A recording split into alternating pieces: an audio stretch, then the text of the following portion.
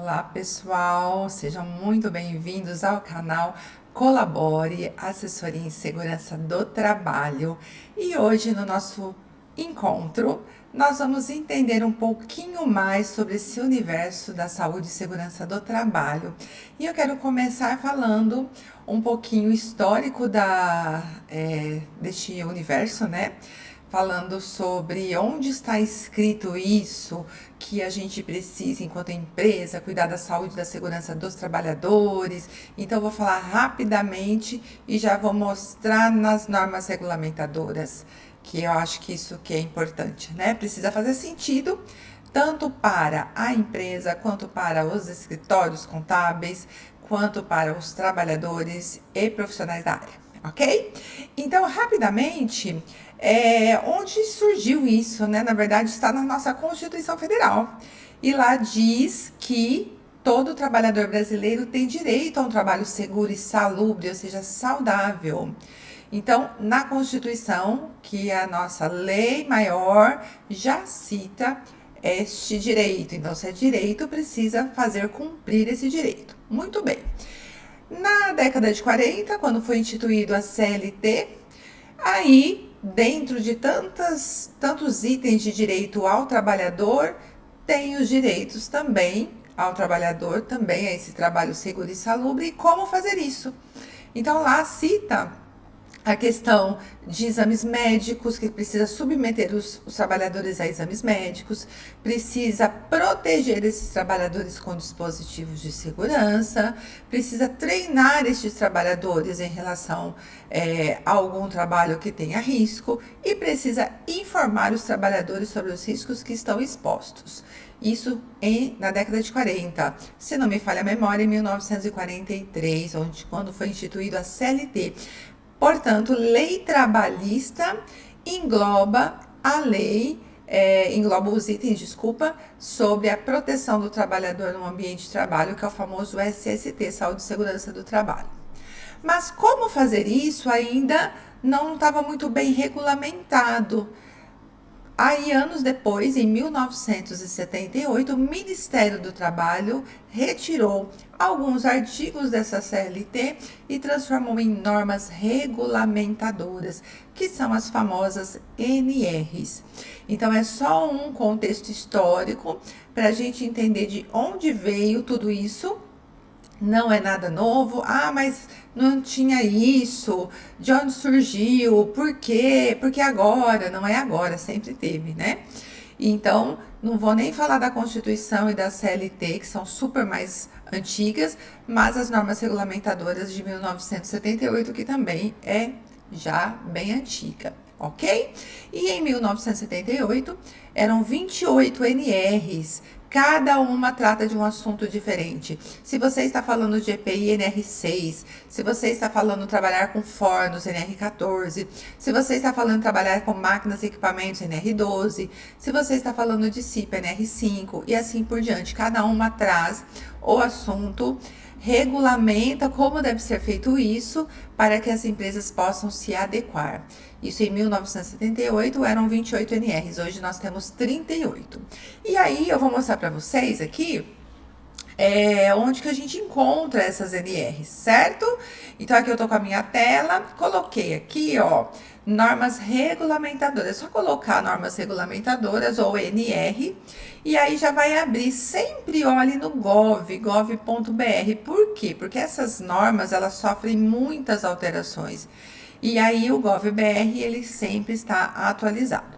Quando você clica em normas regulamentadoras, então ele vai ter um contexto histórico aqui e vai trazer todas elas. Então, estão aqui, ó, como eu disse, as 38 NR, certo? Se você quiser de um assunto específico, você clica e aí você vai ter o assunto específico. Vamos dar um exemplo. Trabalho em altura, NR35, que veio bem depois. Aí, se eu clico aqui em trabalho em altura, como deve ser o trabalho em altura? O que eu preciso fazer? Porque eu tenho trabalho em altura aqui. O que eu preciso fazer para proteger o trabalhador deste trabalho em altura? Então, a hora que você clica, vai falar um pouquinho da história dessa NR. E aí, vem na íntegra a norma, certo?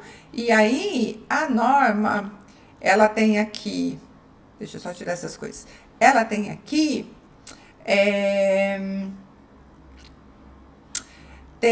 a história dela, ela foi, tô tentando abrir aqui, mas tá bom. Ela foi criada em 2012, vejam que é bem depois, né? E sofreu algumas atualizações em 2014, 16, 19, 22 e 23. Certo? Então aqui ela tem essa linha do tempo, digamos assim, né, das atualizações dela, e aí começa na íntegra falando sobre qual que é o objetivo dessa norma, onde que ela é aplicada, a responsabilidade da organização, que são as empresas, e assim por diante, ok? Então, se eu quiser saber de um determinado assunto, eu abro essa NR específica. Porém, hoje a gente vai falar sobre a primeira NR, que é o objetivo desse vídeo, né? Disposições gerais, que é a primeira, que foi lá de 1978, certo? E que tem até hoje, mas é lógico que ela sofreu várias alterações. Não sei se está dando para ver bem. Vou tentar aumentar aqui um pouquinho. Melhorou. Tá. Então, várias atualizações. Mas, para não me estender muito, eu vou falar ela no contexto geral, certo? Depois a gente, em outros vídeos, a gente vai falar de alguns assuntos específicos que constam nela. Muito bem, disposições gerais significa o seguinte, que o que ela traz aqui? Que todo empregador, ele precisa cuidar da saúde e da segurança dos seus trabalhadores, que é o que está lá na Constituição Federal e que está na CLT. Então, ele não veio mudar, ele veio apenas dizer que precisa ser feito. E aí diz como vai ser feito isso, certo? Então, aqui no texto, ele fala que, por exemplo, ele cita, né? Ele cita os direitos e deveres do empregador. O que o empregador precisa fazer para garantir o direito dos trabalhadores? Então, tem aqui vários itens, né? Que assim, é o princípio para que a gente possa fazer uma boa gestão de SST. Se eu não sei o que o empregador precisa, que está na lei, que precisa cumprir, como se eu sou um profissional de SST, se eu sou um técnico em segurança do trabalho, se eu sou engenheiro de segurança do trabalho, enfim, qualquer profissional do SESMIT ou profissional que trabalhe junto com o SESMIT. O que é o SESMIT? É o Serviço de Segurança e Medicina do Trabalho. São os profissionais que cumprem, né, que fazem cumprir com o que está na lei, porque a empresa, ela não sabe como fazer, então ela contrata profissionais, certo? Então, como que nós profissionais vamos fazer uma gestão de SST na empresa se a gente não sabe o princípio? E como que nós vamos informar o empregador a importância, o porquê que ele precisa fazer, se também a gente não sabe e ele não sabe?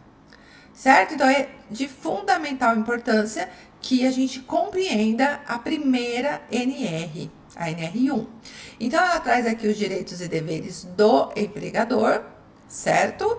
E logo abaixo também tem os direitos dos trabalhadores. É bem longo, né? Aqui, o direito do empregador, desculpa, até o item G, não vou ficar lendo para a gente ser mais rápido. Em um outro momento a gente pode falar sobre isso, mas fala, adoção de medidas de proteção individual, fala dos exames médicos, fala de informar os trabalhadores sobre os riscos, etc. E depois, logo embaixo, no item 1.4.2, cabe ao trabalhador, porque o trabalhador também tem suas responsabilidades, inclusive de cumprir aquilo que o empregador estabeleça, tá? Então, pessoal, aqui ele fala sobre tudo isso. A última modificação que teve nessa NR, ela trouxe o famoso GRO, Gerenciamento de Riscos Ocupacionais, que muita gente confundia com PGR. Enfim, GRO nada mais é do que você gerenciar esses riscos que tem dentro da organização. Se a empresa é uma metalúrgica, quais são os riscos que tem em todos os setores? Quais são os riscos que os trabalhadores estão expostos? Então, você precisa gerenciar esses riscos. Se é uma moveleira, a mesma coisa. Se é um supermercado, se é um hospital, não importa. É um comércio, não importa o tamanho, a quantidade de funcionários, quais as funções, quais os setores. Precisa gerenciar. E para gerenciar, a gente precisa fazer o quê? A gente precisa saber quais são os riscos. Como eu gerencio algo que eu não sei? Então, aqui, vou voltar um pouquinho no sumário, traz o que? Né? Quais são os itens que tem nesta NR? E aqui, ó, no gerenciamento, vejam que é logo depois dos direitos e deveres do empregador e dos trabalhadores. Vem gerenciar os riscos ocupacionais. Porém, para gerenciar esses riscos, nós precisamos levantar esses riscos, que é fazer um inventário, certo? E depois fazer um plano de ação. O que a gente vai fazer com esse risco encontrado? É urgente? Posso fazer primeiro um levantamento de custo? A gente precisa substituir os EPIs. Esses EPIs ainda dá para ir usando, mas o certo é substituir porque ele não é o mais adequado. Então a gente precisa fazer o levantamento de preços, né? Quanto que vai ficar isso, porque também faz parte do nosso trabalho a questão do financeiro, no sentido assim. É lógico que, em primeiro lugar, é a proteção do trabalhador, mas às vezes a empresa não tem condições de já lá e trocar tudo, né? Já troca todos os EPIs, já troca a máquina, seria ótimo, isso é o mundo ideal, mas o mundo real às vezes não tem orçamento para isso. Então, o que a gente consegue ir fazendo para proteger o trabalhador até que consiga se cumprir algo que seja um pouco maior, mais grandioso e que tenha um custo maior, certo? Então, enfim, então a gente coloca no planejamento. Isso aqui é urgente, isso aqui a gente precisa resolver, certo? O extintor está obstruído, está vencido, isso aqui não dá para esperar fazer orçamento. Mas a substituição de um EPI, às vezes sim, às vezes também não dá. Ou às vezes nem tem EPI, precisa comprar de forma urgente. Precisa comprar, mas a gente vai fazer o levantamento de valores também, porque faz parte também do nosso trabalho auxiliar a empresa nessa gestão administrativa, nessa gestão financeira, no sentido de a gente não vai ser um profissional que só vem trazer problema e custo para a empresa, a gente precisa trazer solução. E até para justificar, olha, esse EPI aqui, ele é mais caro, ele custa 2 vezes mais caro, mas ele vai durar muito mais. Enquanto você troca 2 respiradores por dia, você vai trocar esse respirador só a cada 3 dias. Justifica o valor e justifica nós defendermos a aquisição deste EPI. Eu estou dando um exemplo de EPI, tá? A gente vai falar isso em um outro momento. Mas, enfim, para gerenciar tudo isso, eu preciso primeiro levantar esses riscos e depois eu preciso fazer um plano de ação. E aí eu começo a gerenciar tudo isso. Então, dentro do gerenciamento de riscos ocupacionais, que é no 1.5, nós vamos lá para o 1.5. Deixa eu vir aqui, ó, gerenciamento de riscos ocupacionais. Então, ele vai trazer várias coisas. E uma delas, que para isso precisa fazer o PGR, Programa de Gerenciamento de Riscos, que é exatamente o que eu falei. Esse programa é um documento físico, assim, tem uma estrutura, né, um escopo, onde eu começo a colocar setor por setor, quais os riscos que tem naquele setor, quais os riscos que tem os trabalhadores que estão naqueles setores. Enfim, é um levantamento, é um inventário, exatamente é o termo utilizado aqui na norma, um inventário. O PGR, ele é feito em 2 partes, um inventário de riscos e depois o plano de ação para o que fazer esses riscos, o que fazer com esses riscos, como eu já disse.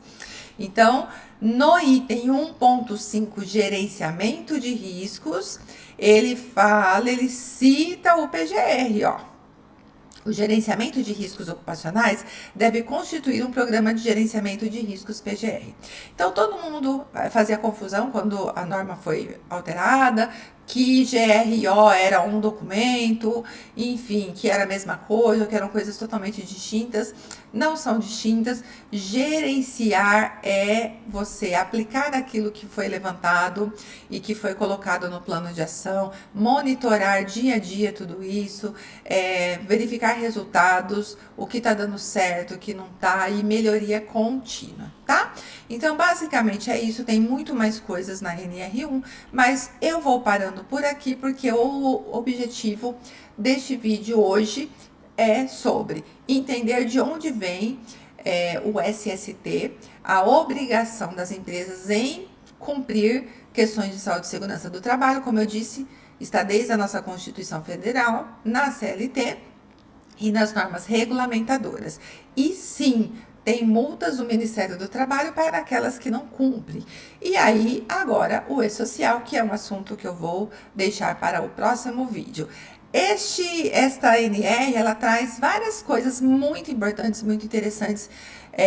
Ela traz também, inclusive, questões de empresas que são pequenininhas. Será que precisa do PGR? Será que esse PGR é para todas?